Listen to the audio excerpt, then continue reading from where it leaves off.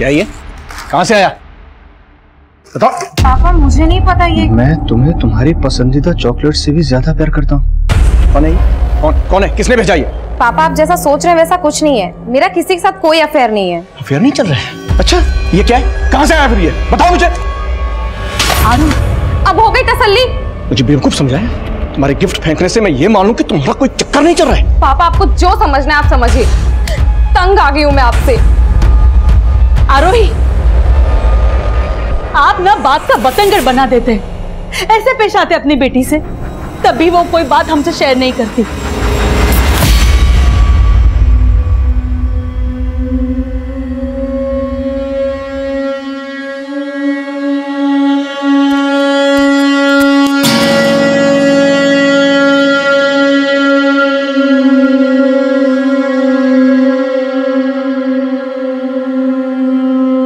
Avanti निर्व्यावंती Avanti Avanti निर्व्यावंती Avanti Avanti निर्व्यावंती Avanti Avanti निर्व्यावंती।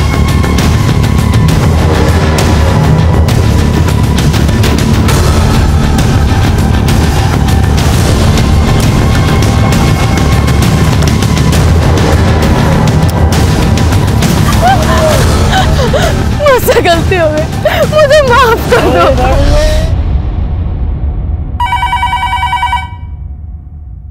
Hello,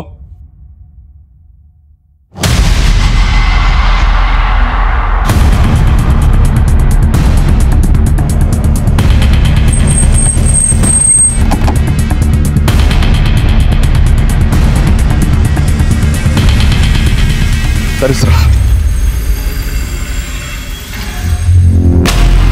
बहुत brutal murder है sir. इसकी कंडीशन देखकर लग रहा है सर कि शायद इसके साथ रेप भी हुआ हो। सर इसके पास से आईडी, मोबाइल पास कुछ नहीं मिला। अब या तो इसको लूट के इरादे से टारगेट किया गया या फिर इसकी पहचान छिपाने के लिए ऐसा किया गया। इसकी पहचान पता करो, इसके फिंगरप्रिंट्स आधार कार्ड के डेटाबेस से मैच करो और बड़ी पोस्टमार्टम के लिए भिजवाओ। सर जिस बेरहमी से लड़की को मारा गया है किसी गहरी कोफ्त की बू आ रही है। कोफ्त मतलब सर? अगर हिंदुस्तानी लिटरेचर पढ़ा होता तो मालूम होता। कोफ्त मतलब ऐसी घृणा, ऐसी रंजिश जिसने किसी इंसान को भीतर तक छन्नी कर दिया, जैसे इस लड़की को छन्नी करके मारा गया।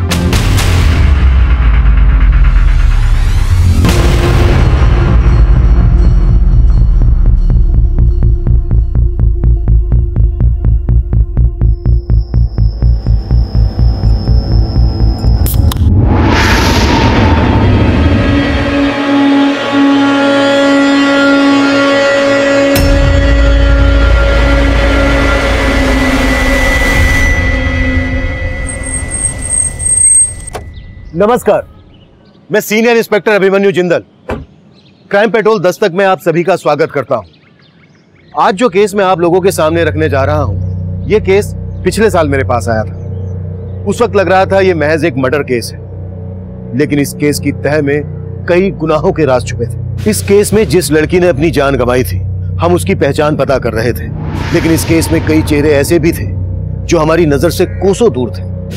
अफसोस ये था कि उस दूरी को तय करने के लिए हमें कई गुनाहों के अंजाम देखने थे, क्योंकि इस केस में कोई एक नहीं बल्कि कई विक्टिम थे।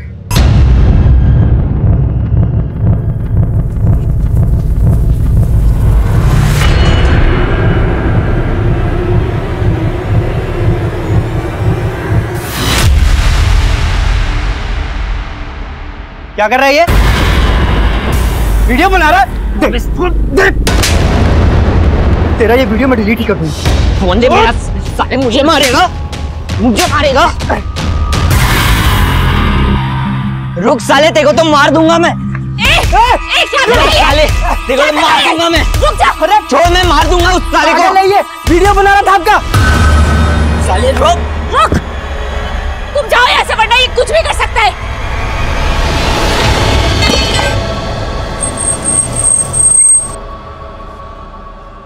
सर जिस लड़की की लाश हमें नेहरू विहार के पास मिली थी उसकी पहचान हो गई है।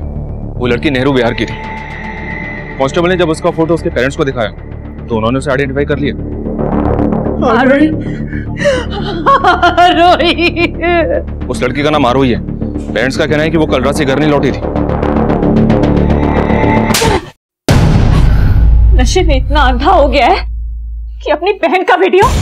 हाँ बनाया वीडियो, और अगर चाहती है उसे बेच के पैसे ना कमाऊं तो पैसे दे मुझे।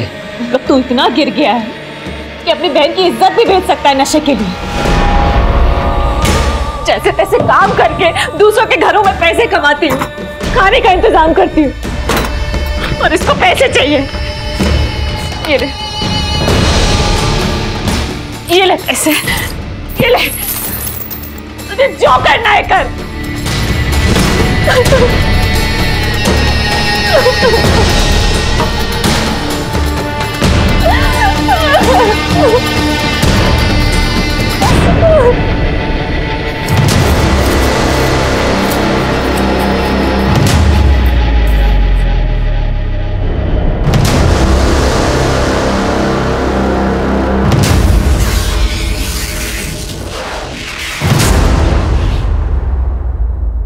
आप लोगों की आरोही की किसी के साथ कोई दुश्मनी थी?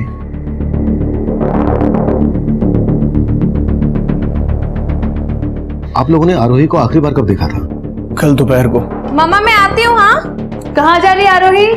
निशा के घर मम्मा, कंबाइंड स्टडी के लिए। आपको बताया था ना। और जब मैंने उसकी दोस्त को फोन किया तो उसने कहा कि हाँ अंकल, आरोही तो 8 बजे चली गई थी। निशा वो तुम्हारे घर आई भी थी या उसने तुमसे झूठ बोलने के लिए कहा? तो आपको लग रहा है कि आरोही की दोस्त निशा ने आपसे झूठ बोला था? शायद। और आपको लगता है कि आरोही का किसी के साथ अफेयर था? सर आरोही का अफेयर था ही नहीं, उसकी फैमिली को गलतफहमी थी। कैसी गलतफहमी? कोई तो उसे बार बार कॉल करता था और हाँ बहुत सारा गिफ्ट भेजता था। पर वो था कौन ये तो पता होगा ना तुम्हें? नहीं सर, वो कौन था वो मैं तो क्या, वो तो आरोही को भी नहीं पता था। आरोही तू इन सब चीजों को लाइटली मत ले यार, मेरी बात मान, एक बार अपने पेरेंट्स से बात करके देख। कोई फायदा नहीं है यार, उल्टा वो लोग मुझे ही गलत समझेंगे। उसके पेरेंट्स ने कभी उस पर ट्रस्ट किया ही नहीं, और उसके फादर का नेचर बहुत ज्यादा अनोइंग है, वो अपने आगे किसी की नहीं सुनते। कहीं ऐसा तो नहीं है कि निशा जानबूझकर उस लड़के के बारे में हमसे छुपा रही है? सर अगर वो लड़का आरोही को बार बार कॉल करता था तो आरोही के कॉल रिकॉर्ड से पता चल जाएगा, और एक बार पता चल गया कि वो लड़का कौन है तो ये पता लगाना मुश्किल नहीं होगा कि निशा हमसे कुछ छुपा रही है या नहीं। करेक्ट। आरोही और निशा दोनों के बारे में सब कुछ पता करो। हो सकता है निशा उसके बारे में जानती हो लेकिन किसी वजह से छुपा रही हो।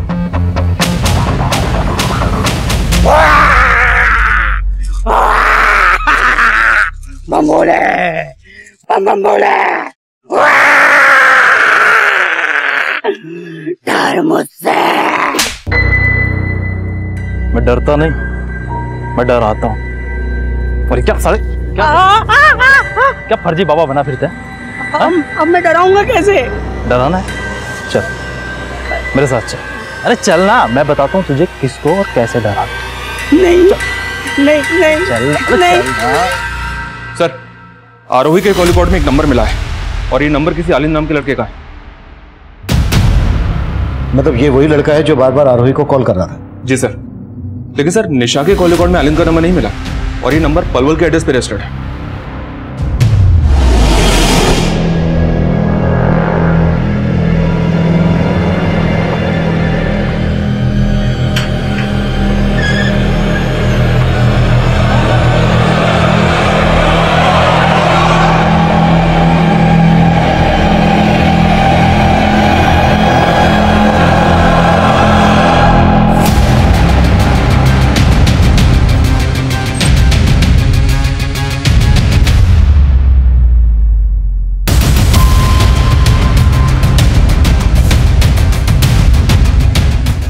ना बोलो। आलिंद के घर पे तो ताला लगा है सर। मतलब उसका आरोही के मर्डर से कोई ना कोई कनेक्शन जरूर है, इसलिए फरार हो गया। उस तक पहुंचने की कोई लीड? आलिंद के आसपास में इंक्वायरी की तो पता चला उसके आगे पीछे कोई नहीं है, लेकिन एक बात है सर, आरोही का मर्डर हुआ 4 दिन पहले और आलिंद का घर पिछले 2 महीने से बंद है। लेकिन आलिंद का फोन आरोही के मर्डर वाली रात तक फरीदाबाद में एक्टिव था और उसका घर है पलवल में। मतलब पिछले 2 महीने से वो फरीदाबाद में रह रहा था। मामला कुछ अटपटा लग रहा है। एक काम करो राना, निशा से बात करो, देखो आलिंद के बारे में क्या बोलती है। सर इसको मैंने कहीं देखा है, ये तो ऑटो वाला है।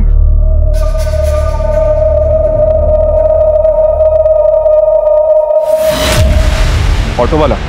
हाँ, मैं और आरोही अक्सर इसके ऑटो से कॉलेज से घर आते थे। तो क्या इसने कभी आरोही के साथ कोई बदतमीजी है? नहीं सर, ऐसा तो कुछ भी नहीं था। वो तो ज्यादा कुछ बोलता भी नहीं था। हाँ, पर एक बात है, हम जब उसके ऑटो में होते थे ना, तो वो मिरर से हमें देखने की कोशिश करता था।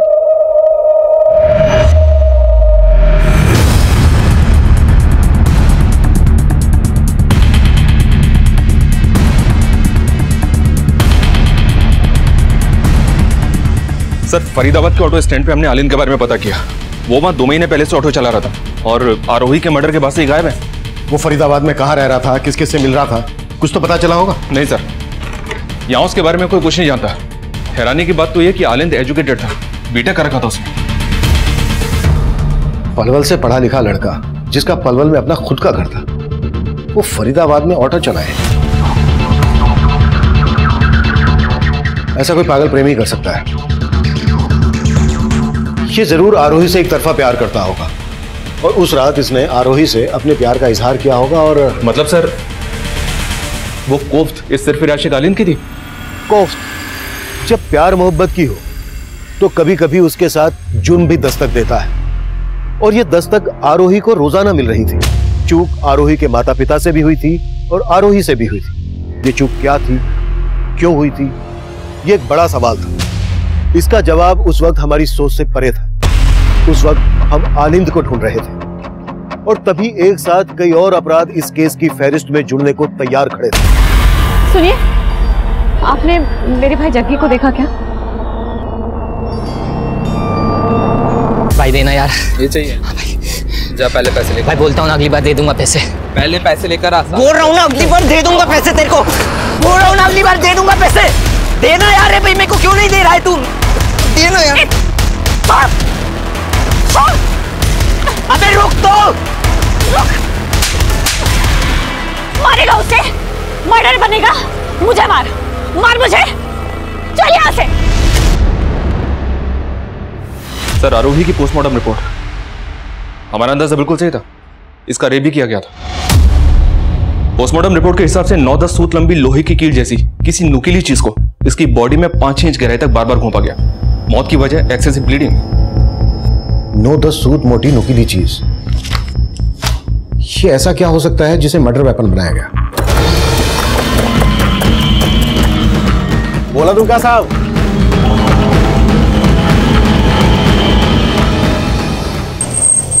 मजदूर लोगों का जरूरत है, दो। कौन आएगा? साहब जो दिहाड़ी दोगे काम करूंगा। काम की बहुत जरूरत है साहब। सर एक बंदे को 2 लोग चाहिए थे। साहब 2 दिहाड़ी लोग चाहिए। साहब 2 दिहाड़ी दोगे सर, काम की बहुत जरूरत है साहब। काम चाहिए? तेरी हालत ना चौराहे पर भीख मांगने वाले जैसी हो रही है, तो मेरी बात मान, तेरी ये सारी मुश्किलें दूर हो जाएंगी। करना क्या होगा सर? अरे मैं बताता हूँ ना। अरे ओ छछुंदर, जल्दी ते 2 गिलास शरबत बना दे। 2 नहीं, 1 ही। अरे मैं पिला रहा हूँ ना यार, मौज कर। ये देख रहा है, जल्दी करना। देख, मैं तेरी फटी किस्मत सिलने वाला, लेकिन उससे पहले ना तुझे तेरी ये ईमानदारी और ये शराफत छोड़नी।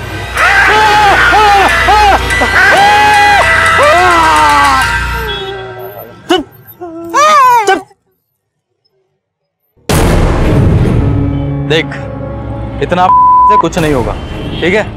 अगर मेरे साथ रहेगा ना तो ऐश करेगा।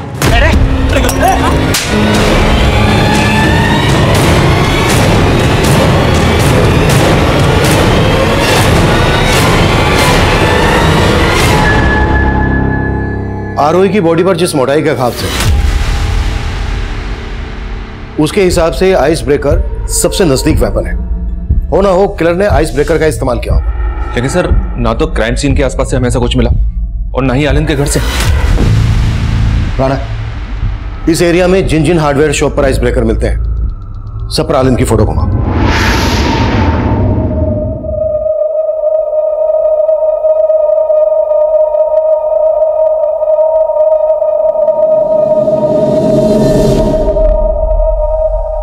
ये झूठ मूठ का दुखी होने का नाटक मत कीजिए, सब आपका दोष है।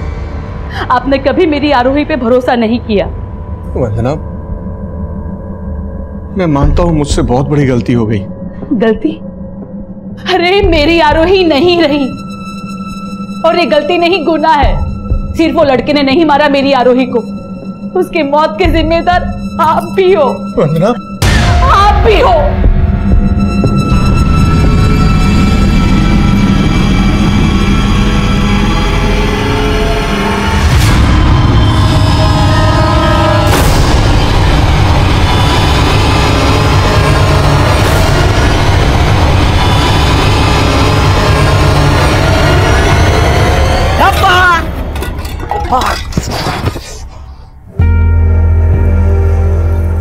दर्द हो रहा है भैया, मुझे माफ कर दो भैया। सारा खाना गिर गया, घर में फूटी कोड़ी भी नहीं है। पर वो लंबरदार तो आपको काम दिला रहा था ना भैया। लंबरदार अच्छा आदमी नहीं है, उसके साथ नहीं करना काम हमें। कहीं ना कहीं से पैसों का इंतजाम हो जाएगा, तू परेशान मत। पैसा है हमारे पास भैया, आज बहुत बख्शिश मिली मुझे, सबको मैंने बहुत हंसाया, बस आपको दुख पहुंचा दिया। अरे वाह, बड़ा प्यार व्यार हो रहा है यार, थोड़ा प्यार हमें भी कर लो। कहाँ है तेरा लंबरदार? भैया हमें नहीं पता कहाँ है। अच्छा मालूम नहीं तुझे? मालूम नहीं इसे लंबरदार कहाँ पे? अरे भैया नहीं भैया भैया भैया भैया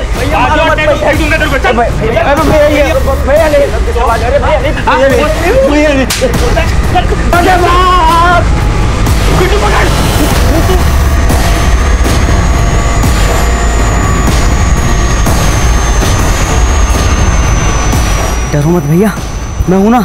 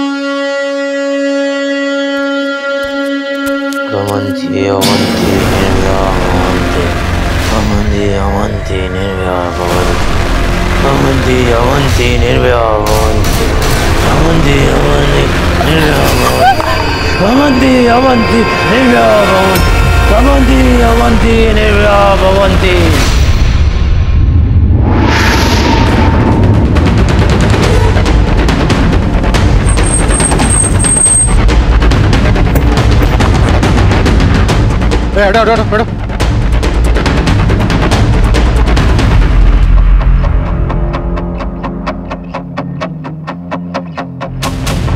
सर इसके पॉकेट में तो कुछ भी नहीं, लेकिन मारने का तरीका सेम है जैसे आरोही को मारा गया। इसे भी किसी पतली और नोकीली चीज से घोप घोप कर मारा गया है। सर यहाँ भी उसी तरह का बियर कैन मिला है जैसा आरोही की लाश के पास से मिला था। मतलब साफ है, आरोही और इसका किलर को एक ही है। सर इस आदमी के बारे में पता चला है, किसी अक्सर लेबर चौक के आसपास देखा गया था। लेबर चौक? जी।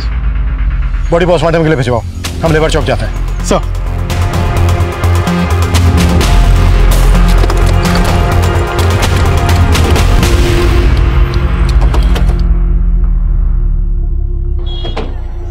देखो आसपास पता करो, कोई जानता है क्या? इसको पहचानते हो क्या?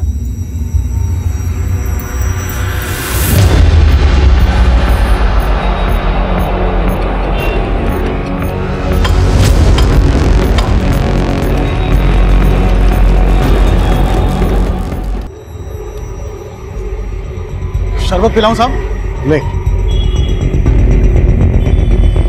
इसको जानता है? हाँ साहब, ये तो लंबरदार है। लंबरदार? हाँ, लोग इसको यही बुलाते हैं। इसका असली नाम तो हमको नहीं मालूम है। इसके बारे में कुछ और जानता है? ये कहाँ रहता था? इसका कोई दोस्त, रिश्तेदार? इतना तो मैं इसको नहीं जानता साहब। हाँ, लेकिन कुछ दिन पहले ये आदमी यहाँ आया था और इसके साथ एक और लड़का था, यहाँ खड़ा था वो। फिर बीच में एक बहरूपिया आया, वो डराने लगा सबको। फिर दो लोग आए और मारने लगे इनको। अच्छा, लंबरदार के पीछे जो दो लोग भागे थे वो कौन थे? नहीं साहब, इतना तो मुझे नहीं मालूम। और लंबरदार के बारे में साहब, इससे ज्यादा मैं कुछ नहीं जानता साहब। ये वही बहरूपिया है साहब, ये वही है साहब। ए रोक, इधर आ। ए, पकड़ो इसको। जाओ उधर जाओ।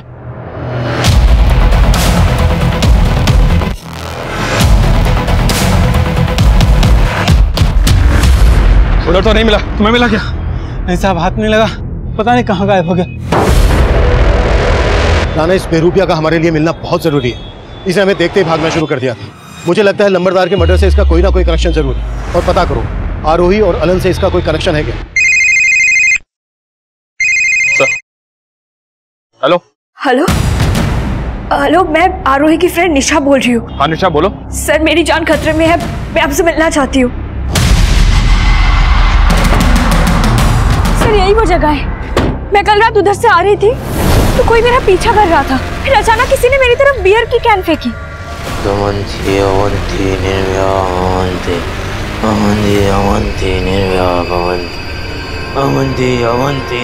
सर किसी तरह मैं जान बचा के घर गई, वरना वो मुझे भी मार देता। कौन था वो? ये आलिंद? नहीं पता सर, मैंने उसका चेहरा नहीं देखा। हो सकता है वो आलिंद है, पर सर वो जब मेरा पीछा कर रहा था ना तो कुछ अजीब सा श्लोक बोल रहा था। वो श्लोक? कैसा श्लोक? कौन सा श्लोक? कुछ समझ नहीं आया, कुछ तो अजीब ही बोल रहा था वो। सर मुझे लगता है जो आरोही को मारा है वो मुझे भी मारना चाहता है। प्लीज सर मुझे बचा लीजिए सर। निशा तुम बेफिक्र रहो, हमारा एक कांस्टेबल तुम्हारे साथ रहेगा, तुम्हारे घर के बाहर भी रहेगा। Thank you so much sir. पैसे खत्म हो गए तो घर याद आ गया। तेरे चक्कर में मुझे अपनी जिंदगी बर्बाद नहीं करनी है। अरे तुझे जो करना है कर, लेकिन जा तू। अरे नहीं चाहिए ऐसा भाई। मैं जानता हूँ दीदी, मैं आपको बहुत दुख देता हूँ, मैं बहुत बुरा हूँ, पर मैं क्या करूँ, मेरा खुद पे बस नहीं चलता। मैं बहुत बुरा हूँ दीदी, मैं बहुत बुरा हूँ। मुझे मारो, मारो दीदी, मुझे मारो। क्या कर रहे हो ये? संभालो अपने आप को, सब ठीक हो जाएगा। नहीं जाने दोगी जग्गी, दीदी मुझे जाने दो। नहीं जाने दोगी, मुझे जाने दो दीदी। जग्गी मुझे मत रोको दीदी। नहीं जाने दो। क्या मुझे जाने दो दीदी, मुझे जाने दो। चलो तो, मैं जानती हूँ तेरा तुझे बस नहीं चलता है, पर सब ठीक हो जाएगा। तू समझता क्यों नहीं? मैं तुझे इस बार नहीं जाने दूंगा।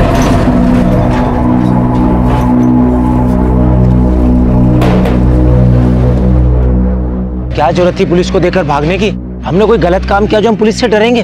आपको तो पता है ना भैया, हमको पुलिस को देख के बहुत डर लगता है। और वो याद है ना गांव में हमारे साथ पुलिस स्टेशन में क्या हुआ था? सर हार्डवेयर की कई दुकानों में पता किया मैंने, आलिंद ने कहीं से भी आइस ब्रेकर नहीं खरीदा था। सर गोले वाले ने ये बहरूपिया और ये दूसरे आदमी का स्केच बनवाया है जो लंबरदार के साथ थे। लेकिन सर गोले वाले को उन दोनों आदमियों का चेहरा ठीक से याद नहीं है जिन्होंने लंबरदार के ऊपर अटैक किया था। ये आदमी और ये बेरूपिया दोनों के स्केचेस सर्कुलेट करो, कैसे भी करके पता लगाओ इनके बारे में और आलिंद के बारे में भी। सर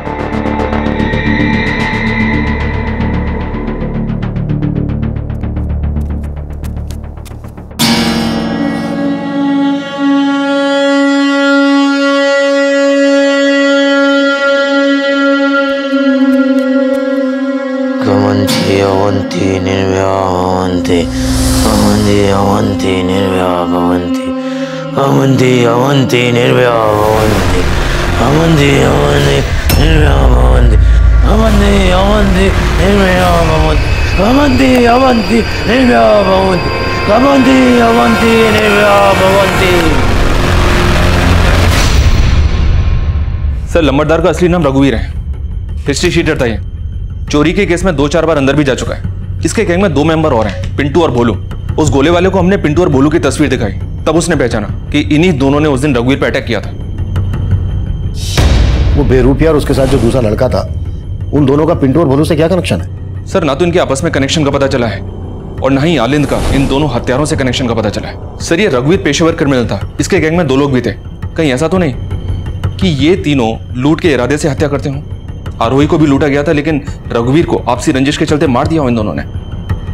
हो सकता है, लेकिन निशा ने बताया कि उस पर हमला करने वाला अकेला आदमी था।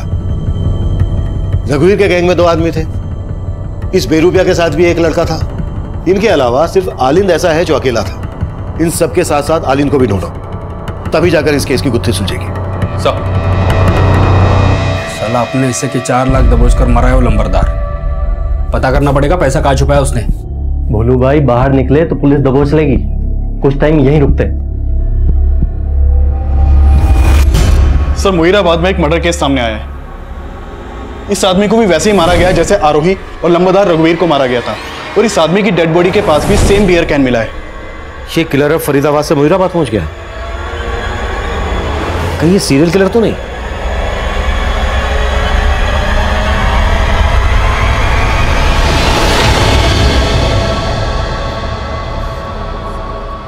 राणा सर, इन तीनों मर्डर्स में एक चीज कॉमन है। क्या सर?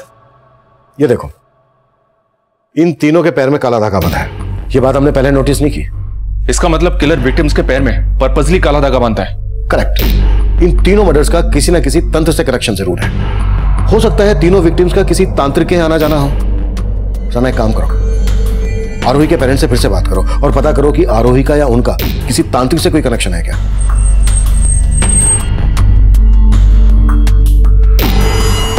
नहीं सर, आरोही के पैर पे कभी कोई काला धागा बांधा नहीं था।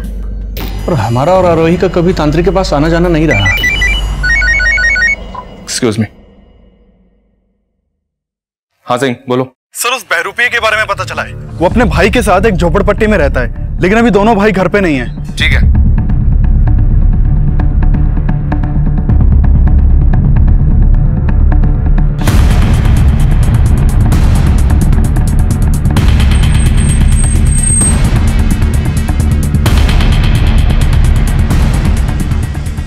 काफी तोड़फोड़ हुई है।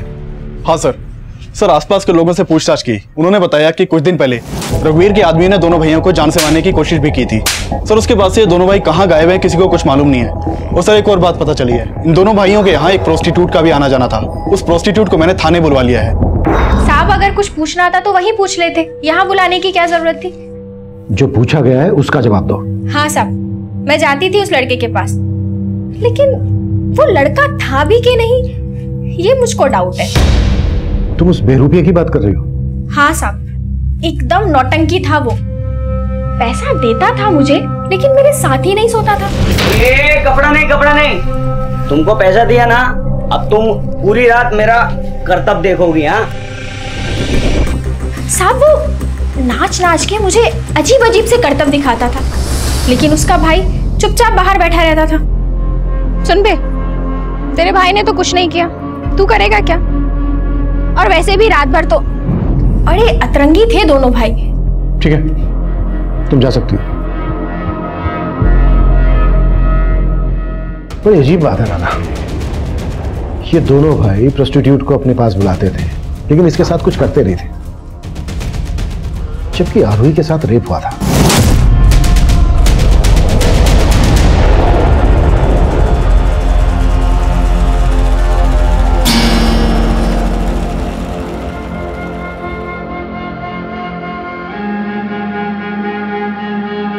Amanti, amanti, nirvya, amanti, amanti, amanti, nirvya, amanti, amanti, amanti, nirvya, amanti, amanti, nirvya, amanti, amanti, nirvya, amanti, amanti, nirvya, amanti.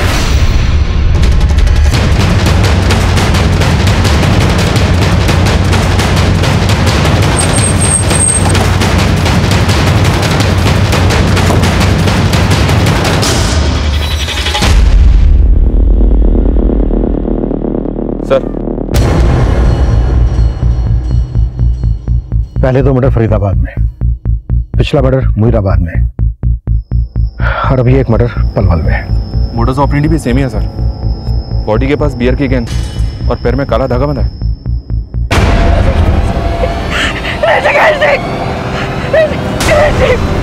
क्या हो गया?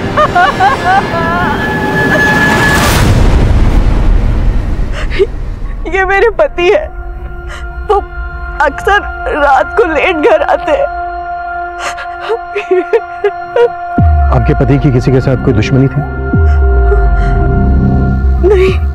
आपके पति की तरह कई और लोगों के भी मर्डर हुए हैं, जिनमें ये हमारे सस्पेक्ट हैं।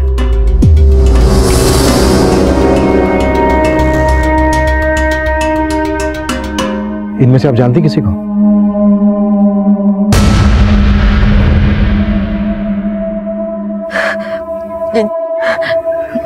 नहीं सर।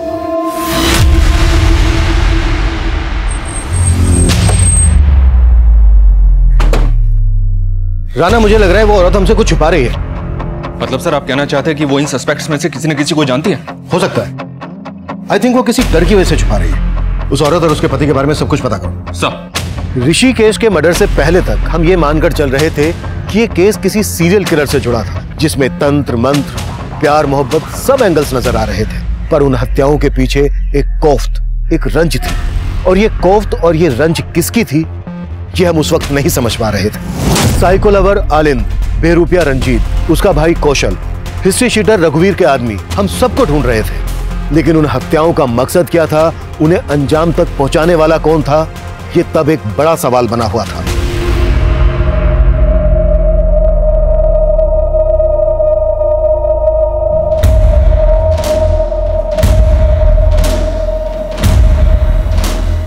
सर, अपने खबरियों से आलिंद के बारे में एक टिप मिली है। वो पलवल में देखा गया और वहां के एक घर में छिपा हुआ है।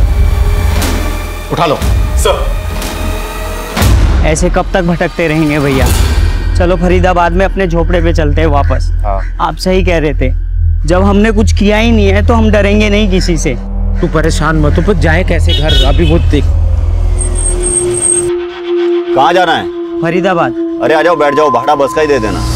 आ जाओ आ जाओ, आओ दो।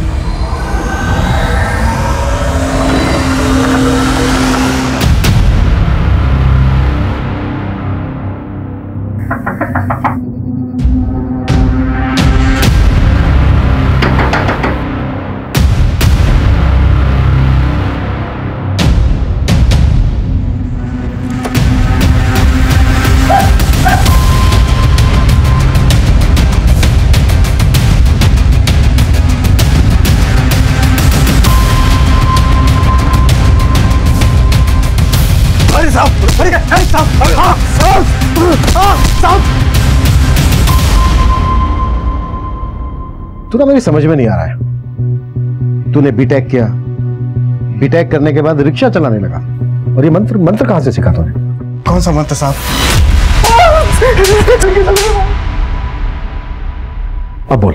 मैं तो आरोही के लिए पागल था साहब। उसको देखने के लिए ऑटो चलाने लगा, उसको फोन करके गिफ्ट देके उसका हाँ का इंतजार करता था साहब। लेकिन वो साहब, मैं डर गया था साहब, डर गया था। मैं जानता था कि आप लोग मुझे ही पकड़ोगे, लेकिन मैंने मर्डर नहीं किया साहब। नहीं बोलेगा सर। सर, ऋषिकेश नाम के जिस आदमी की लाश हमें पलवल हाईवे पे मिली थी, उसके बारे में पता किया मैंने। वो आदमी उस औरत का दूसरा पति था। दूसरा पति? जी हाँ सर। उस आदमी की खुद की अपनी एक फैमिली है बल्लभगढ़ में, पर वहां भी वो रहता नहीं था, कभी कभी मिलने के लिए आता था। सर, आलिंद नहीं उगल रहा है कि उसने किसी का भी मर्डर किया है। उसका कहना है कि वो आरोही के अलावा किसी भी सस्पेक्ट या विक्टिम को नहीं जानता है। Hello, what?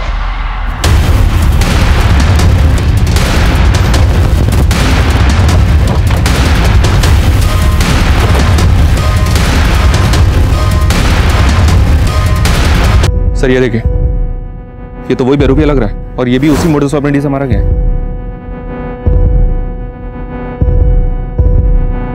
लेकिन इसके पैर में काला धागा नहीं है। सर, कहीं ऐसा तो नहीं किसी ने इसका मर्डर करने के लिए उस किलर की मोडस ऑपरेंडी का इस्तेमाल किया? हम तो अब तक इसी को सस्पेक्ट मानकर चल रहे थे। अब इसका मर्डर किसने किया होगा? इसे और इसके भाई कौशल को रघुवीर के आदमी मारने आए थे। कहीं ऐसा तो नहीं है कि कौशल का भी मर्डर हो गया? आसपास चेक करो, कुछ मिलता है क्या? मैं तब तक ऋषिकेश की बीवी से मिलकर आता हूं।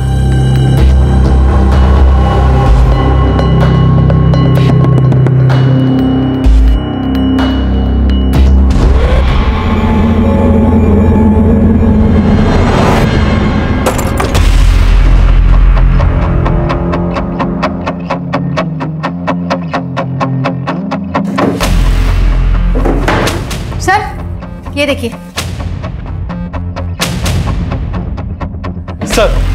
सर जो औरत इस घर में रहती थी वो ऋषिकेश के मर्डर के बाद से ही गायब है, और पड़ोसियों से पता चला है कि वो बहरूपिया और उसका भाई दोनों यहाँ आए थे। वो दोनों इस औरत से मिलने ही आए थे। क्या कनेक्शन हो सकता है दोनों का इस औरत से? सर लोगों को उन दोनों के बारे में कुछ पता नहीं है। ये आदमी इस औरत का पहला पति होगा और ये दोनों इसके बच्चे। रतन फोटो स्टूडियो, बल्लभगढ़ का एड्रेस है। तू वहां नहीं है, तू लायर है टायर, तेरे पास नहीं आना चाहिए था। मैं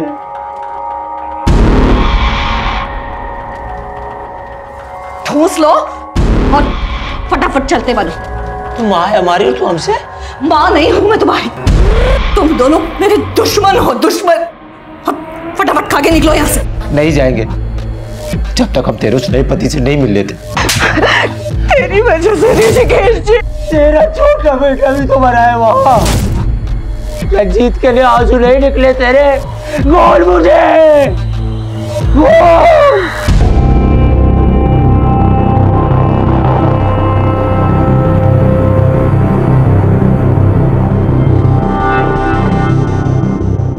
सुनो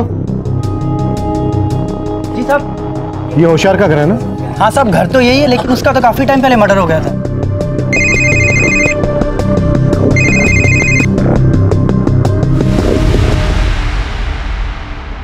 गांठ खुल रही है उसकी, बांध।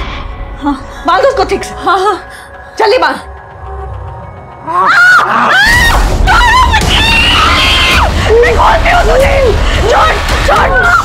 छोड़ दिया, ये मैं छोड़ दिया।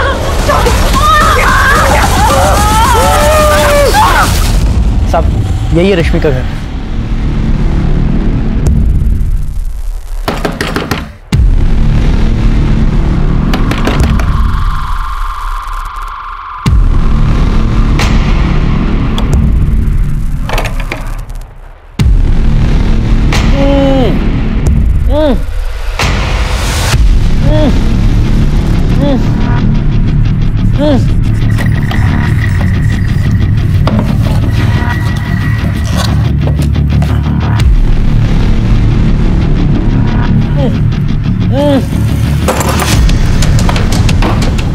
हाथ खोलो इसके।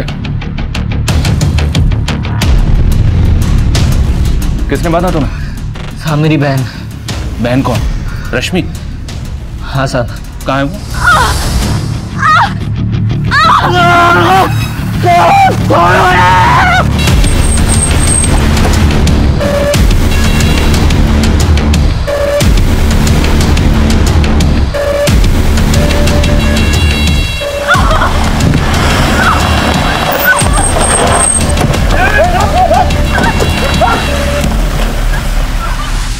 इसने मुझे 2 बार विधवा बनाया। पहली बार अपने सगे बाप होशियार जी को मार डाला, फिर ऋषिकेश जी को भी मार डाला। लेकिन रंजीत को कौशल ने नहीं मारा था, उसको ऋषिकेश अंकल के बेटे ने मारा था, बदला लेने के लिए। कहाँ जाना है भाई? छोड़ दूं?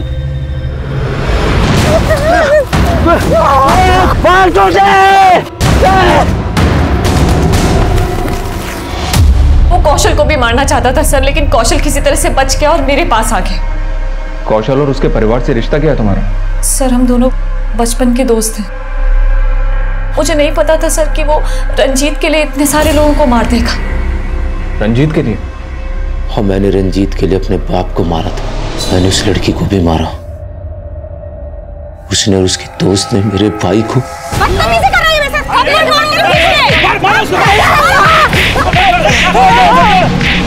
मजाक करके बहरूपिया बन के अपना पेट पालता था, लेकिन वो लड़की। तो फिर रघुवीर को क्यों मारा? रघुवीर के गैंग के लोग उससे अपना हिस्सा चाहते थे। उसने सबका हिस्सा मार लिया और उसके गैंग के लोग हमारे घर में आके हम दोनों को मारने लगे। हम वहां से जैसे तैसे करके भाग और हम जाकर रघुवीर के घर में छिप गए। हम दोनों उसके घर में छुप तो गए, लेकिन मेरे अंदर आग जल रही थी, तो मैं अपने अंदर की आग बुझाने के लिए उस लड़की को मारने चला गया और वो बच गई। मैं वापस रघुवीर के घर आया तो देखा मुईराबाद में मैंने जिस आदमी को मारा ये वही आदमी था जिसने बचपन में पुलिस स्टेशन में मेरे भाई की चड्डी उतारी थी। ये अंदर से भी लौंडिया तो नहीं है, देखा जाएगा। और फिर मैंने अपने सौतेले बाप को भी मार दिया। उसकी वजह से हमारी माँ हमें छोड़कर चली गई थी और उस दिन उसने हम दोनों को जलील भी किया था। खाना क्यों दिया कुत्तों को? फिर मेरे सौतेले भाई ने अपने बाप का बदला लेने के लिए मेरे भाई रंजीत को मार दिया। ये बोल, सबके पैर में जो काला धागा बंधा होता था उसका क्या चक्कर है? साहब वो धागे मैंने ही बांधे हैं। जब मैं छोटा था ना तो मैंने अपने बाप को मार दिया था, तो मुझे एक बाबा ने प्रायश्चित कराया और बोला तू किसी का भी खून करेगा ना तो बस ये मंत्र पढ़ देना, यमन धमंग धमंग यंदनी निर्भया। रंजीत की हत्या ऋषिकेश के बेटे सुनील ने की थी, जिसे हमने गिरफ्तार कर लिया था।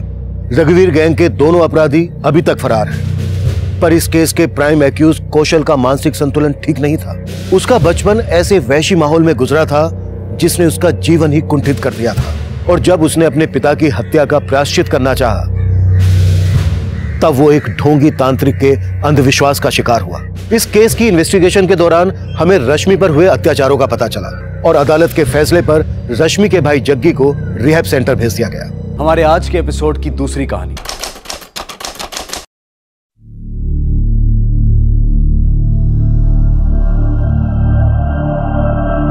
सबा, मेरा पर्स और चाबी दो। हिना, ये लो बेटा प्रसाद। ख्याल रखना, ठीक है?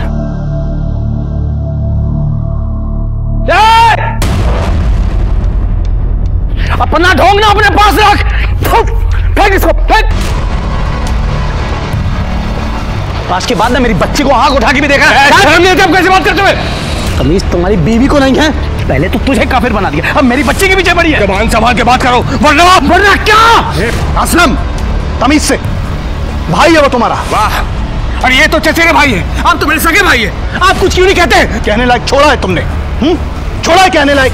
अरे तुम्हें तुम्हारी बीवी को समझाना चाहिए, ये छोटी सी बच्ची को ये सब। अरे गलती हो गई मुझसे, ऐसे जान लोगों के बीच में रहना सबसे बड़ी गलती है मेरी। तो निकल ना, तू निकल यहाँ से। और तुझे देख के ना मेरा खून खौलता है, खून। ख्याल रखना कहीं ये खून हमेशा के लिए ठंडा ना हो जाए। हिना बेटा अच्छे से साफ करो, ऐसे ऐसे चाची। हाँ मेरा बच्चा। सलाम चाचू। हिना तुम अपना काम करो बेटा।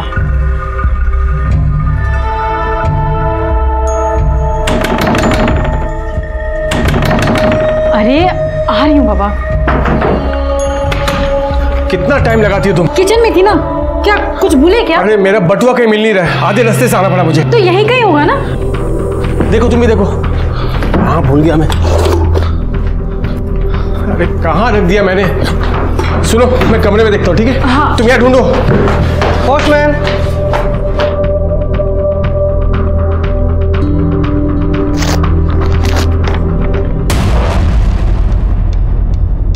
ज्योति, बटुआ घर में नहीं है, लगता किसी ने मार लिया। क्या हुआ? क्या ये? तुम्हारा डेथ सर्टिफिकेट।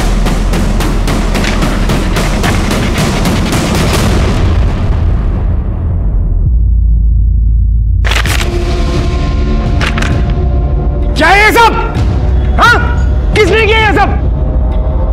मुझे डेथ सर्टिफिकेट भेज दो, मुझे। अल्लाह करे तुम सबको दोज़ख नसीब हो। छोड़ूंगा नहीं किसी को मैं, एक एक को देख लूंगा, छोड़ूंगा नहीं। लेकिन तुम अपने मायके से वापस कब आ रही हो?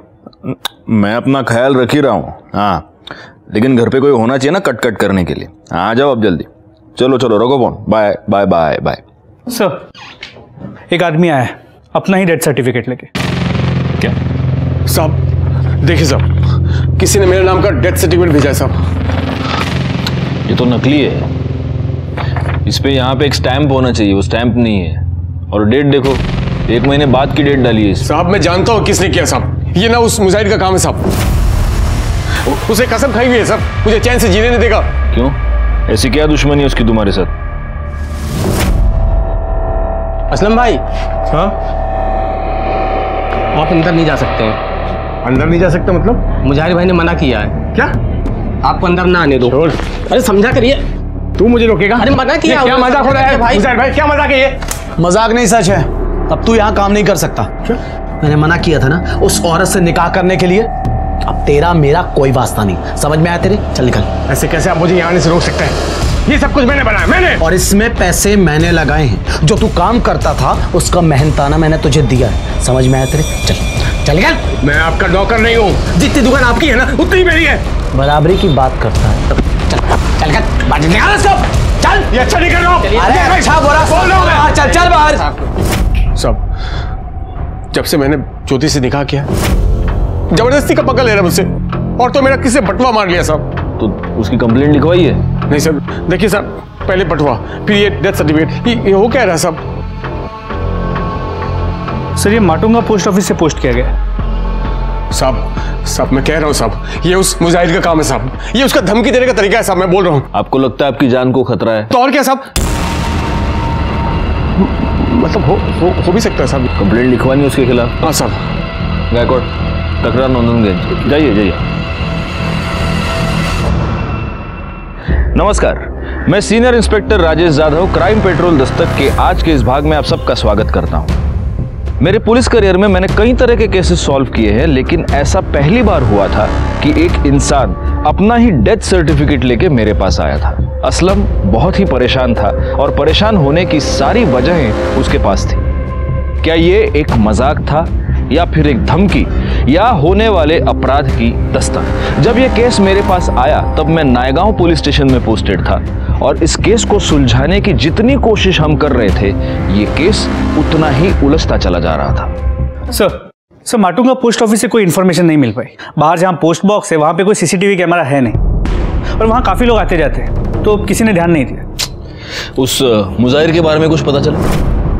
सर उसके घर गए थे, उसकी बीवी ने कहा कि वो वडोदरा गया हुआ है। वडोदरा? नमस्कार, नायगांव पुलिस स्टेशन। क्या आप कौन बोल रहे हैं? हेलो हेलो बोलिए। सर सर सर सर अभी अभी किसी का फोन आया था, वो बोला कि पुलिस स्टेशन में बॉम्ब है। क्या? गायकवाड़ एक काम करो, बॉम्ब स्क्वाड को तुरंत फोन लगाओ। कर दे, पुलिस स्टेशन रिकामा करा, विदाउट पैनिक सबको बाहर निकालो। हाँ सर। चलो सब लोग बाहर चलो। चलो चलो बाहर चलो। अरे चलो निकलो मैडम, बाहर चलो, बाहर निकलो। हेलो, हाँ bomb squad.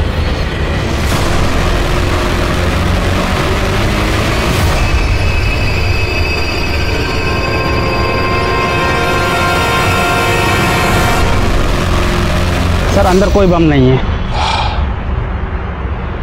Thank you.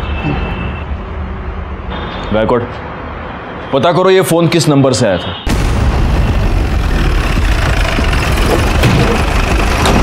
Sir इसी होटल के नंबर से फोन आया था।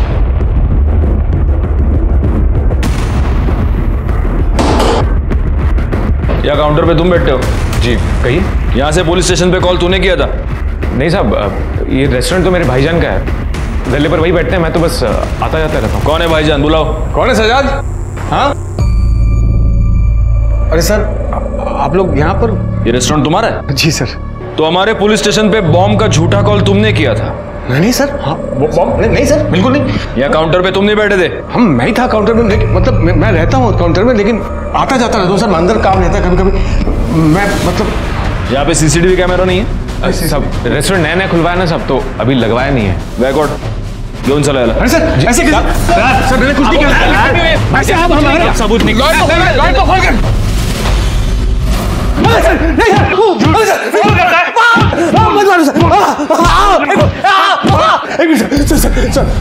सर मैंने कुछ नहीं किया सर, अब मेरी बात का यकीन कीजिए। मैं रेस्टोरेंट में था जरूर, लेकिन मैं किचन के अंदर था सब, उसी बीच में कोई और आके किया होगा। सब मुजाहिर का शॉप आगे ही सब, जब मैं रेस्टोरेंट में के अंदर किचन में गया होगा सब, तो आकर कॉल किया होगा सब। मैं सच बोलता हूँ। तू बात बात पे मुजाहिर का नाम लेता है? हाँ, सबसे पहले तो अपना एक झूठा डेथ सर्टिफिकेट लेके हमारे पास आया, उसके बाद पुलिस स्टेशन में झूठा कॉल करता है कि इधर बॉम्ब है। हाँ तेरे क्या, हम क्या उल्लू लगते हैं क्या? गायकवाड़ इसको तब तक मारो जब तक ये सच ना बोले। मारो इसको। इसका छोटा भाई जमानत करवाने आया। अगली बार पुलिस के साथ मस्करी नहीं, समझा ना? चलो निकलो।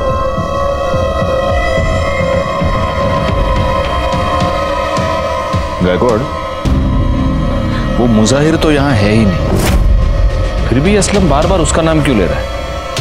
जरा कंफर्म करो वो मुजाहिर बाहर है या नहीं।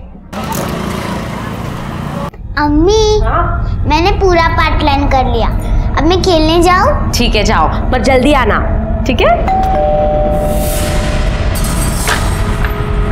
सब आप मुजाहिर, आपको बताया तो था कि वो बड़ोदरा गए हैं। हमें आपके घर की तलाशी लेनी है। आप ऐसी तलाशी नहीं ले सकते। सर्च वारंट पर कर दे, पूरा घर चेक करो। सर सब क्या हुआ? भाभी देखिए ना, ये घर की तलाशी ले रहे हैं और बार बार इन्हीं के बारे में पूछ रहे हैं। सर वो घर में नहीं है। मुजाहिर का नंबर दो। नंबर क्या? बोलो नंबर। सर, मुजाहिर की बीवी का कहना है कि वो बड़ौदा गया है और जब परसों मुजाहिर का फोन स्विच ऑफ हुआ था उसकी मोबाइल की लोकेशन मुंबई की थी।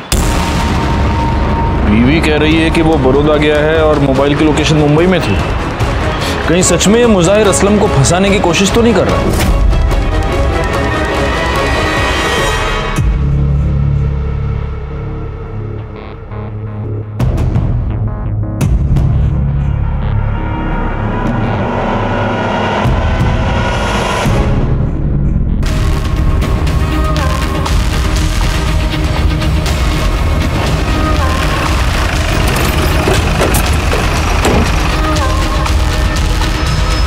तेरी लाश मुजाहिर की है, जिसके बारे में असलम ने बताया था।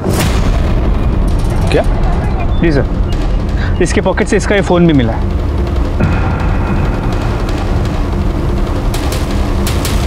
गला दबाकर मारा गया है और बॉडी की हालत देखकर ऐसा लग रहा है कि शायद 2-3 दिन हो गए। आसपास कुछ मिला? करड़े सर, वहां ये पर्स मिला है। देखो गायकवाड़, हो सकता है कि कातिल का हो। सर तो असलम का पर्स है।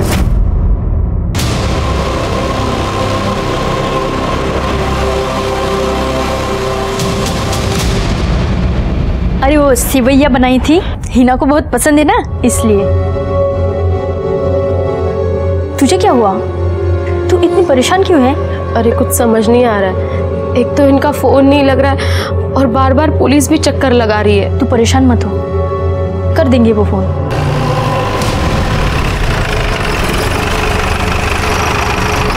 बेटा चांद चाचा को बुला के लेके आ।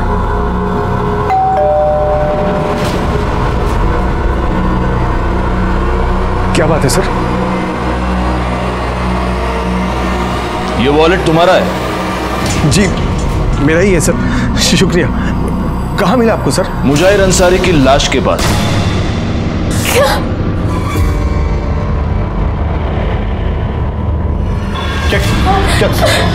क्या मतलब इंस्पेक्टर साहब? मतलब यह है कि मुजाहिर अंसारी का मर्डर हो चुका है और इसका वॉलेट उसकी लाश के पास मिला। कौन सा लाया? सर मैंने कुछ नहीं किया सर। इन्होंने कुछ नहीं किया। भाईजान कुछ सच बोल रहा हूं सर, मैं कुछ नहीं किया। चलो चलो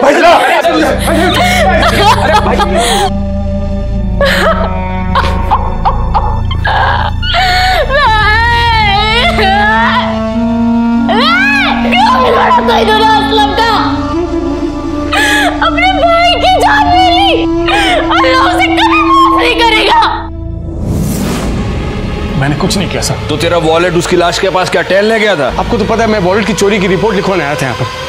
कोई मुझे फंसा रहा। पहले वो डेथ सर्टिफिकेट, फिर बॉम्ब का झूठा कॉल, कोई मेरे खिलाफ साजिश कर रहा साहब। सब चांद भाईजान ये सब कर रहे हैं साहब, मुझे लग रहा है। अच्छा, इतने दिनों से तू मुजाहिर का नाम लेकर रो रहा था, अब चांद भाईजान। मैं तुझे बताता हूँ हुआ क्या। तूने मुजाहिर का मर्डर कर दिया, लेकिन गलती से तेरा वॉलेट वहां पर छूट गया और ये बात तुझे रियलाइज हुई। तब तूने एक प्लान बनाया। तूने अपने ही नाम का एक झूठा डेथ सर्टिफिकेट खुद को पोस्ट किया और फिर तू हमारे पास आया डेथ सर्टिफिकेट और खोए हुए वॉलेट की कंप्लेंट लेकर। और उसके बाद तूने बॉम्ब का झूठा कॉल भी किया। आप लोगों ने इतना मुझे मारा, खुद को मार खाने के लिए खुद को क्यों फंसाऊंगा साहब? अरे मार खाया, लेकिन खून के इल्जाम से तो तू बच जाता। ऐसा है ना, बहुत शाना है तू असलम। तू यही साबित करना चाहता था कि तुझे फंसाया जा रहा है। मेरी बात का यकीन कीजिए साहब, सच में मैंने कुछ नहीं किया। बोलेगा, तू सच बोलेगा। शिरके चौपा आला। सर मुझे की पीएम रिपोर्ट देखो जरा। सब पहले तार से इसका गला खींचा गया, फिर ईंट जैसी किसी चीज से इसके सर पे वार किया गया, जिसकी वजह से इसकी मौत हो। इस मुजाहिर की दुकान कहाँ पर? परेरा मार्केट। एक काम करो, इसके दुकान से ये पता करो कि उस दिन ये कहाँ जाने वाला था, किससे मिलने वाला था, इसकी किसी के साथ कोई दुश्मनी थी क्या? और एक और काम करो गायकवाड़, असलम और मुजाहिर दोनों की कॉल लोकेशन निकालो और उस चांद के बारे में भी पता करो।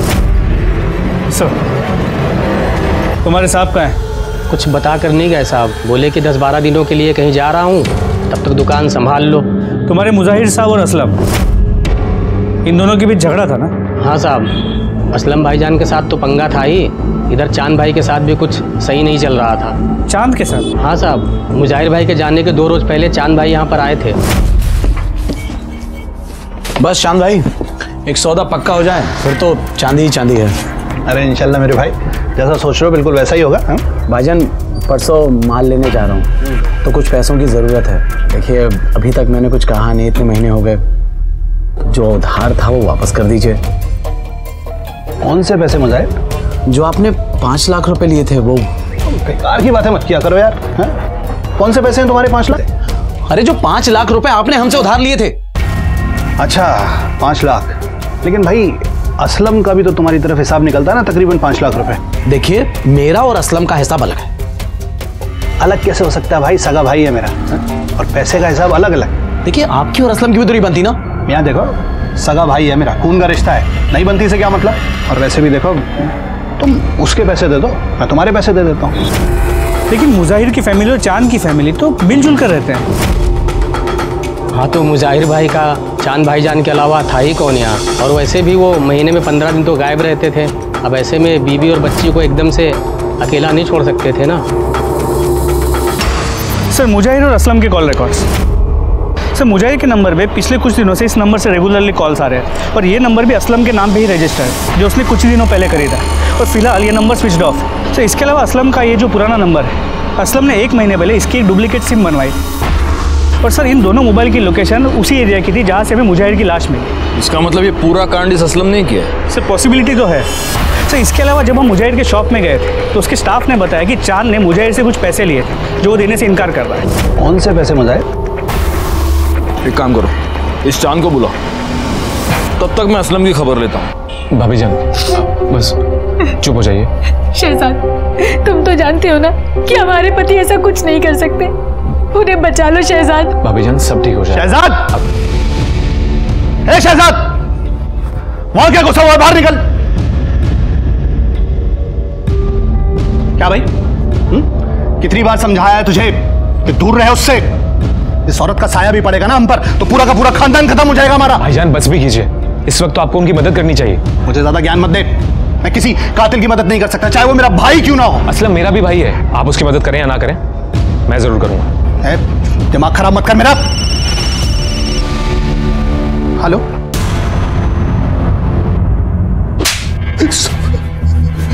तूने 1 महीने पहले अपने सिम कार्ड की कॉपी बनवाई थी? हाँ सर, वो मेरा पुराना फोन चोरी हो गया था। और तूने एक नया नंबर भी लिया था जिस नंबर से तूने मुजाहिर को फोन किया?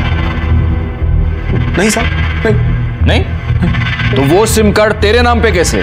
वही तो साहब, मुझे खुद नहीं पता साहब कैसे। तुझे कुछ भी नहीं मालूम होता असलम? हाँ, तुझे ये तो पता है ना कि उस दिन तू वहां गया था, क्योंकि तेरे मोबाइल की लोकेशन उसी जगह की है जहां पर हमें मुजाहिर की बॉडी मिली। क्या करने गया था उधर? साहब वो बहुत दिनों से मुझे एक आदमी का फोन आ रहा था, अफजल शेख नाम का। वो मेरे साथ मिलकर रेस्टोरेंट खोलना चाहता था, तो उसने मुझे वहां बुलाया था साहब। तो वो तेरा अफजल शेख मिला तेरे को? नहीं साहब, मैं बहुत देर तक उसका इंतजार किया, लेकिन वो वहां पर आया नहीं साहब। कौन से नंबर से आया था फोन? लैंडलाइन नंबर से। कर दे, ऐसा फोन दे। दिखा, तेरे फोन में दिखा कौन सा नंबर है, दिखा।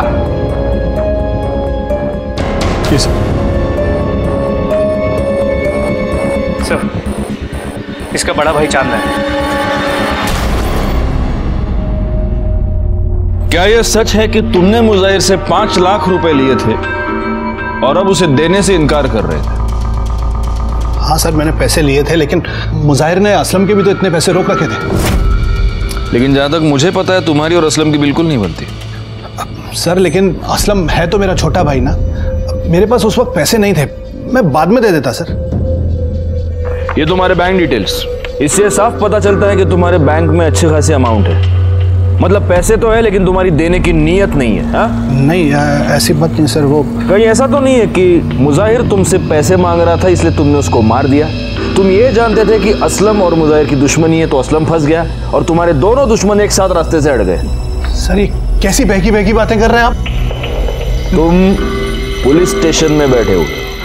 सर मेरी बात का यकीन कीजिए, ऐसा कुछ नहीं है, मैंने कुछ नहीं किया। ठीक है, तुम जा सकते हो, लेकिन जब तक ये केस सॉल्व नहीं होता शहर से बाहर नहीं जाओगे। जी सर, शुक्रिया सर।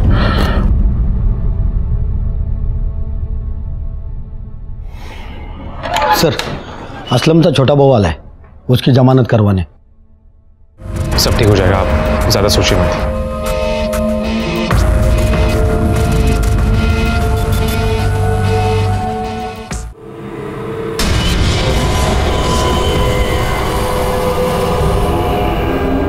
काम हो जाएगा ना? हाँ हो जाएगा। सुनो, मुझे थोड़ा टाइम लग जाएगा घर आने में। असलम आज ना जल्दी आना, मैंने मंदिर में तुम्हारे नाम का हवन रखा है। अरे तुम क्यों इन सब चीजों में पड़ी हो?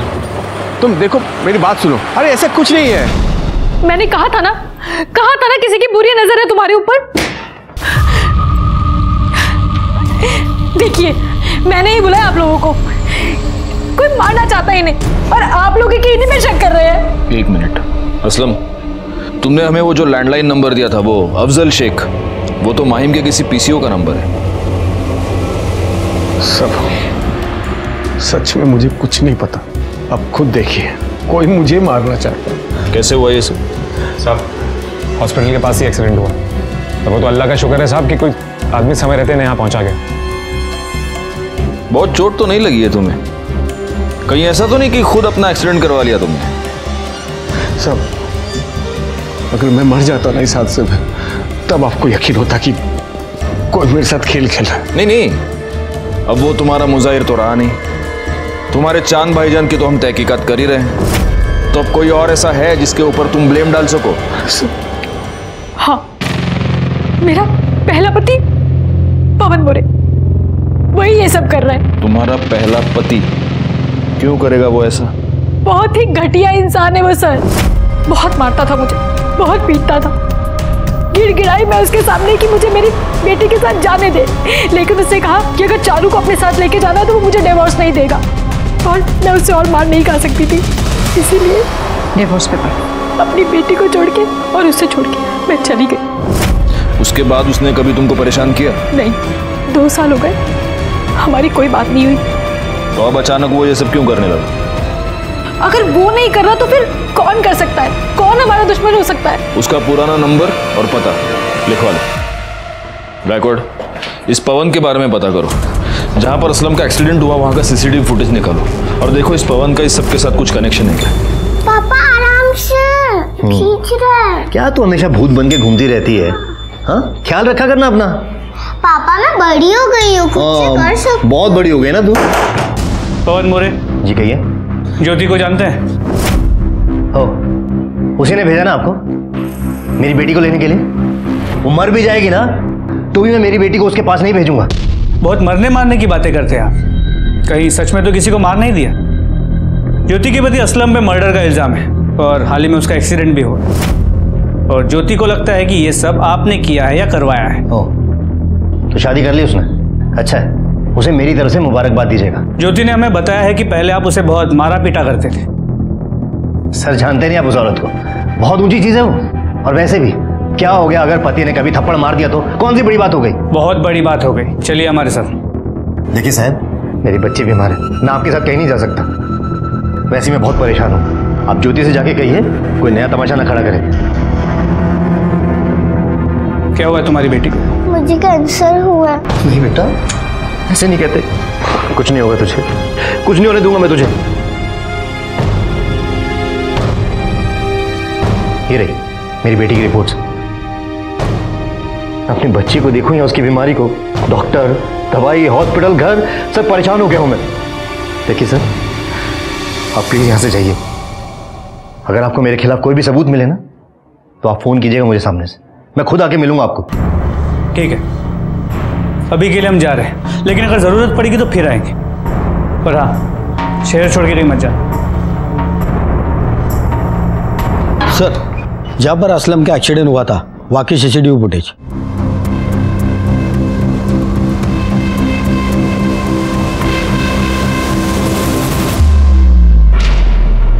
इसका मतलब इस गाड़ी वाले ने असलम को जानबूझकर ठोका है। कर दे, ये गाड़ी का नंबर ले लो और आरटीओ से पता करो ये गाड़ी है किसकी। सर मैं पवन से मिलकर आया और उसके बारे में उसके एरिया में पूछताछ भी की। ये पवन मोरे आदमी कैसा है? खूब किरकिर कर तो साहब, तो छोटी छोटी बातों में पंगा लेता रहता है। उसका अपनी बेटी के साथ रिश्ता कैसा है? बेटी तो जान है उसकी। उसी बेटी के लिए यहाँ के बच्चों के साथ हमेशा लड़ता रहता है। वैसे वो काम क्या करता है? सर वो सॉफ्टवेयर इंजीनियर है और अंधेरी में उसका ऑफिस है। सर उसकी बेटी को कैंसर है, मैंने इस बात को डॉक्टर से क्रॉस चेक भी किया। हाँ, उसकी बेटी चारू को कैंसर है। उसका ट्रीटमेंट पिछले 1 महीने से मेरे पास ही चल रहा है। तो उसने कहा है कि अगर उसके खिलाफ कोई भी सबूत मिलता है वो खुद पुलिस स्टेशन आ जाएगा। अगर इस सब में उसकी इन्वॉल्वमेंट है तो सबूत तो जरूर मिलेगा, नजर रखना उस पर। सर, मैंने गाड़ी के बारे में आरटीओ से पता किया। वो गाड़ी किसी अमित की है।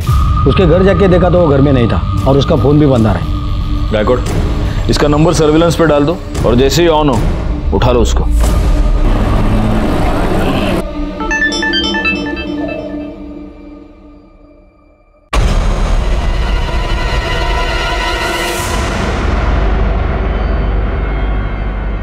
सर, वो अमित जिसकी कार से टक्कर मारी गई थी उसका पता चल गया है। तो उठा लो उसको। सर, बोल, किसके कहने पे किया? बोल नहीं तो। सर, ये सब कुछ मैंने असलम के कहने पे किया था। तूने कहा था ना अमित को तुझे टक्कर मारने के लिए? नहीं सर, झूठ बोल रहा है, फंसा रहा है मुझे। तू इस अमित को जानता है? बिल्कुल नहीं जानता सब। तो वो तुझे क्यों फंसाएगा? वही तो मैं बोल रहा हूँ साहब, कोई क्यों फंसा रहा है मुझे साहब? कब से वही तो बोल रहा हूँ आपको, कोई फंसा रहा है मुझे। क्या हुआ, आप कंफ्यूज हो गए? इस केस ने हमें भी ऐसी ही उलझन में डाल दिया था। शक की सुई बार बार असलम की तरफ घूम रही थी और असलम बार बार यही कह रहा था कि उसने कुछ नहीं किया, उसे फंसाया जा रहा है। यह बात साफ नहीं हो पा रही थी कि क्या वाकई असलम ने यह सब कुछ किया था या किसी और ने असलम को फंसाने के लिए यह सब कुछ किया था और वही मुजाहिर का असली कातिल था।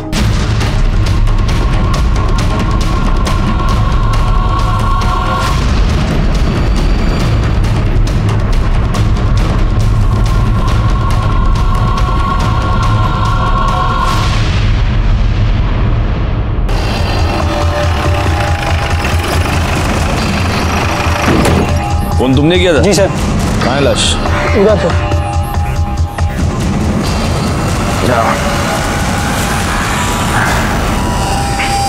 निकालो बाहर। सबसे पहले तुमने देखा था बॉडी? जी सर, मैं यहाँ से निकल रहा था तो बदबू बहुत आ रही थी तो मैंने देखा तो यहाँ लाश था। गायकवाड़, लगता है किसी जानवर ने इस बॉडी को खोद के निकाला है। जरा आसपास भी देखो, कुछ मिलता है क्या?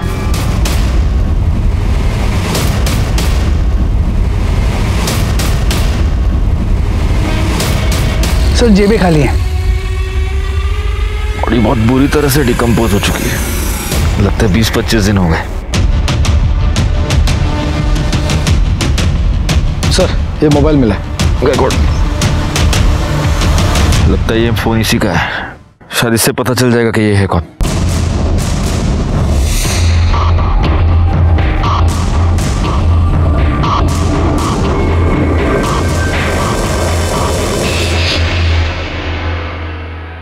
सर, शमशान के पास जो डेड बॉडी मिली थी उसकी पोस्टमार्टम रिपोर्ट के मुताबिक ये बॉडी किसी 30 से 35 साल के आदमी की है। मौत की वजह सर पे किसी भारी चीज से वार किया जाना है। सर, स्कल फ्रैक्चर हुआ पर मौत को करीब 1 महीना हो चुका है। सर, इसके अलावा एक इंपॉर्टेंट बात ये भी पता चली है कि इस बॉडी के पास जो फ़ोन मिला था वो असलम का था। सर, ये वही फ़ोन है जो उसने कहा था कि चोरी हो गया और जिसके लिए उसने डुप्लीकेट सिम बनवाई थी। असलम का फ़ोन? जी सर। इससे तो अब ये क्लियर हो जाता है कि ये दोनों मर्डर असलम ने किए। गायकवाड़, जरा सोचने वाली बात है। एक आदमी किसी का खून करके अपना मोबाइल फोन वहीं पे छोड़ के चला जाता है, और ऐसी गलती वो एक बार नहीं बार बार करता है। ये कैसे पॉसिबल है? कहीं सच में ऐसा तो नहीं कि कोई असलम को फंसाने की कोशिश कर रहा है? और अगर ऐसा है तो जो असलम को फंसाने की कोशिश कर रहा है उसी ने ये 2 मर्डर्स किए। सबसे पहले तो हमें यह पता लगाना होगा कि ये लाश किसकी है। एक काम करो, जहां पे लाश मिली उसके आसपास के सारे पुलिस स्टेशन में ये पता करवाओ कि क्या पिछले 1 महीने में इस एज ग्रुप के किसी बंदे की मिसिंग कंप्लेंट आई है। हमें ये तो पता चले कि आखिर वो है कौन जो असलम को फंसा रहा है।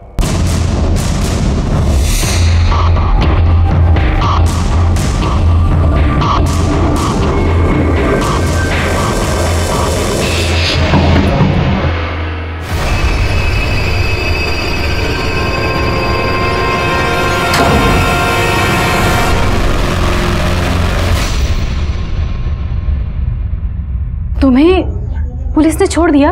और क्या, आखिर पुलिस को भी मानना पड़ा कि मैंने कुछ नहीं किया है।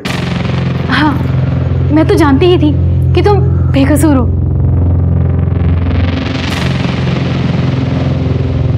सर, आसपास के पुलिस स्टेशन से पता किया, 30 से 35 साल के आदमी की कुछ मिसिंग कंप्लेंट्स आई तो है। ये जितनी भी मिसिंग कंप्लेंट्स आई है उन सब के परिवार वालों के डीएनए को इस लाश के साथ मैच करके देखो, पता तो चले ये है कौन। तो हमें ये भी पता चल पाएगा कि उसमें और मुजाहिर में क्या कॉमन है, और ऐसा कौन सा आदमी है जो इन दोनों को मारकर असलम को फंसाना चाहता है। और एक काम करो, असलम के आसपास जितने भी लोग हैं उन सब के बारे में पता करो, उनके कॉल डिटेल्स, उनके सारे रिकॉर्ड्स मुझे चाहिए। वो जो भी है उसके चेहरे से अब नकाब उतरने ही वाला है।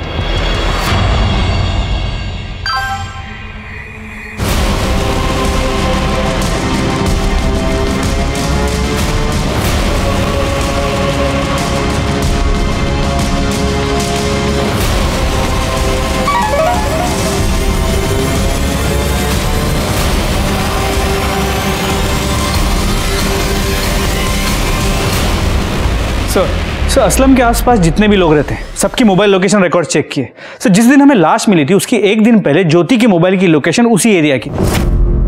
ज्योति? वो वहां क्या करने गई थी? इस पूरे केस में हमारा ज्योति पर कभी ध्यान गया ही नहीं गायकवाड़। सर, वो असलम के लिए इतनी परेशान रहती थी कि कभी ऐसे लगा ही नहीं।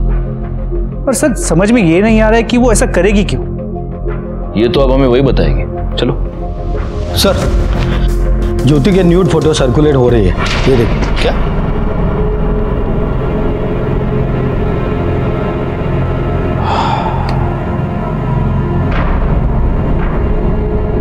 गायकवाड़, ये जो बंदा इसके साथ है ये असलम नहीं है, क्योंकि असलम के यहाँ गर्दन पर, यहाँ पर वो काला निशान है।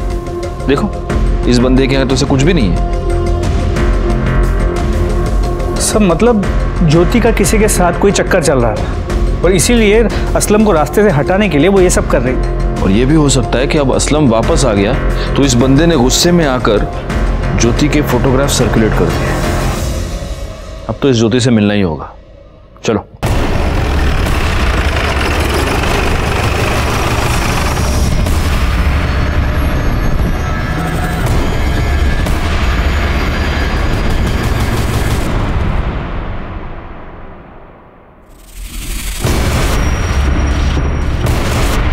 ये आत्महत्या नहीं है, ये मर्डर है। इस छोटे से टेबल पे खड़े होकर ज्योति पंखे से नहीं लटक सकती। इसे किसी ने पहले मारा है और फिर लटका दिया है।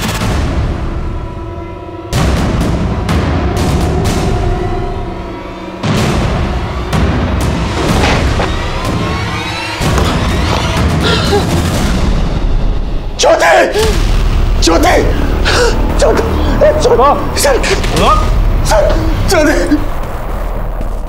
अभी क्यों चौंक रहा इतना? तू नहीं मारा ना उसको? मैं क्यों भला मारूंगा मेरी बीवी को? तो मैं तो अभी आया था, कैसे हो गया था? तेरा मोबाइल दे, मोबाइल दे।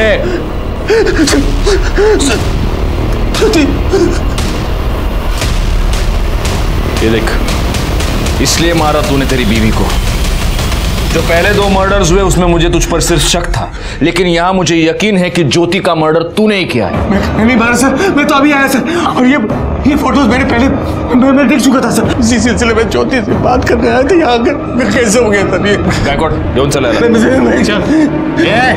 ज्योति का मोबाइल कहाँ है? मुझे नहीं पता सर, मुझे सर मेरी बेबी मरी है सर। चला घेऊन जाला सर मत कीजिए सर, मेरी बेबी सर घेऊन जा सर, ऐसा कैसे कर सकते हैं आप लोग? गायकवाड़ बॉडी को पोस्टमार्टम के लिए भेज दो और पूरे घर की अच्छे से तलाशी लो। हो सर। हमें ज्योति पर शक था और अब हमारे हाथ ज्योति की लाश लगी थी।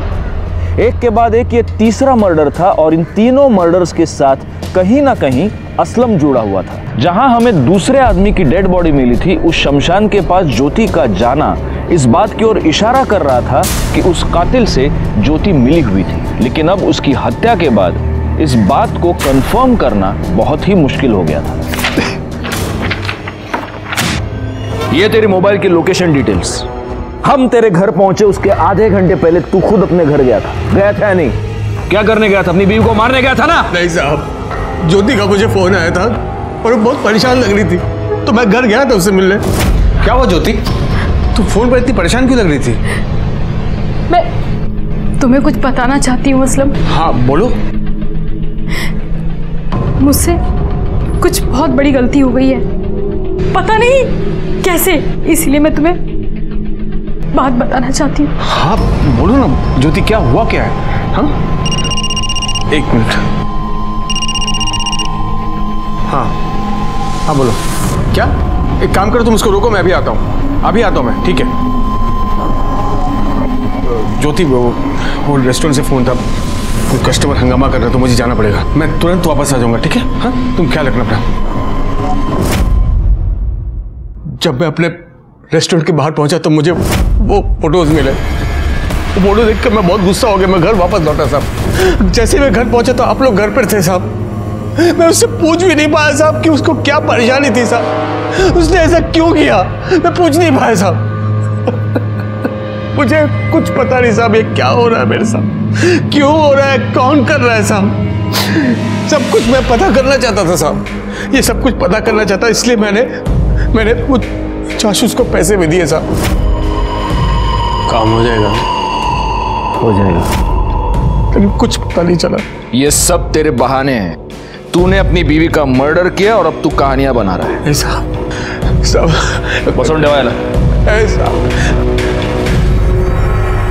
सर, ज्योति की पोस्टमार्टम रिपोर्ट, पहले उसे गला दबा के मारा गया और फिर उसकी बॉडी को टांग दिया गया था। तो उसके नाखूनों में किसी के स्किन फ्रैगमेंट्स मिले।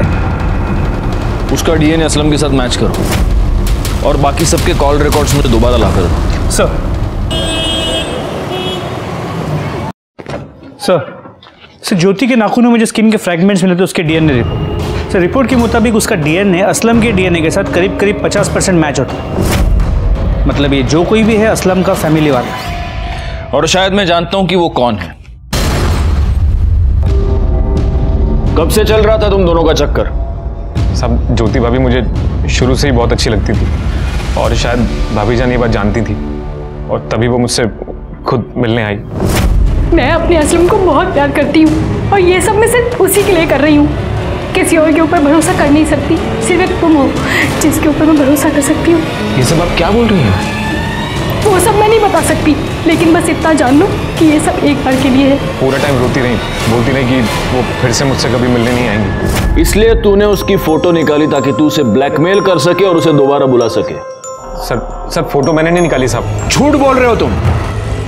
तूने उसकी फोटो निकाली ताकि तू उसे ब्लैकमेल कर सके, लेकिन ज्योति नहीं मानी तो गुस्से में आकर तूने वो फोटो सर्कुलेट कर दी। लेकिन बाद में तुझे डर लगने लगा कि अगर ज्योति ने बोल दिया तो तू फंस जाएगा और इसलिए तूने ज्योति को मार डाला। ज्योति भाभी को मारना नहीं चाहता था साहब। अब बोल। चांद भाई बहुत नाराज थे। क्या हो गया भाईजान? ठीक शहजाद, ये तो मर गई। भाईजान ये क्या हो गया मुझसे? भाईजान मैंने जानबूझ के नहीं किया भाईजान। शहजाद खामोश, सोचना तो एक मिनट, कुछ नहीं होगा। क्यों मारा तूने ज्योति को?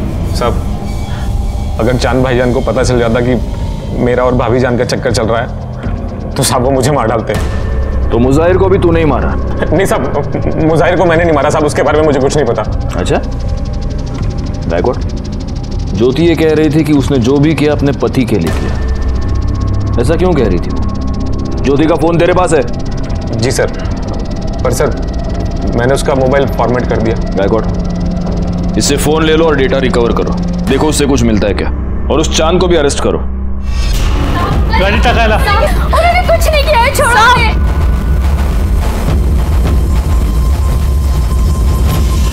सर, ज्योति के फोन का डेटा रिकवर हो गया।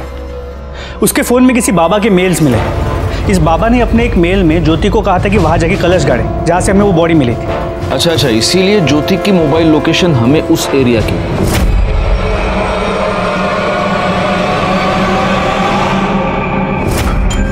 और जब ज्योति वहां से कलश गाड़ के निकली तब इसी आदमी ने उस गड़ी हुई लाश को थोड़ा सा बाहर निकाला होगा। लेकिन गायकवाड़, ज्योति इस बाबा को मिली कहां? सर, ज्योति को बाबा नहीं मिला, बल्कि बाबा ने ज्योति को ढूंढा था। पहला मेल इस बाबा ने भेजा, उसी ने ज्योति को किसी पराये मर्द के साथ संबंध बना के फोटो निकाल के भेजने के लिए कहा था। क्या?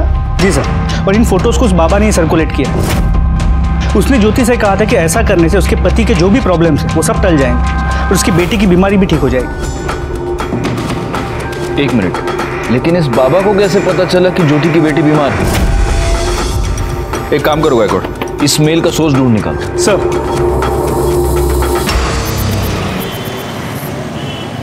सर, ज्योति को जो मेल्स आए थे काफी डाइवर्ट होकर आए थे, इसलिए ओरिजिनल सोर्स का पता नहीं लग पा रहा। देखो, असलम तो ये कर नहीं सकता क्योंकि असलम हमारी कस्टडी में था। ज्योति मर चुकी है और शहजाद और चांद का भी ये कहना है कि मुजाहिर की मौत के साथ उनका कोई लेना देना नहीं। इसका मतलब गायकवाड़, अब एक ही आदमी बचता है।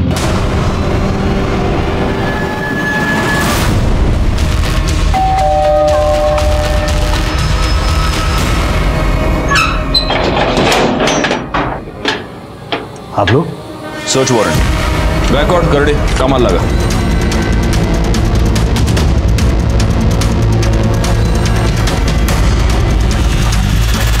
सर, बच्ची की मेडिकल रिपोर्ट। सर, बोला ना मेरे घर में आपको कुछ नहीं मिलेगा। सर, इसका लैपटॉप। चलो, ये है तेरे लैपटॉप का डेटा। तू सॉफ्टवेयर इंजीनियर है ना? ज्योति को वो सारे मेल्स तूने ही भेजे थे ना? हाँ सर, मैं मानता हूँ, मैंने ही ज्योति को बाबा बन के मेल्स किए थे। तेरी बेटी चारू, उसको कैंसर है ही नहीं। तूने हमसे भी झूठ बोला और डॉक्टर से भी, है ना? हमने लैब से पता कर लिया। हाँ सर, मानता हूँ। तो अब ये भी मान ले कि ये सारे खून भी तूने किए। खून? नहीं सर, मैंने किसी का कोई खून नहीं किया। अच्छा, करड़े, घेऊन या।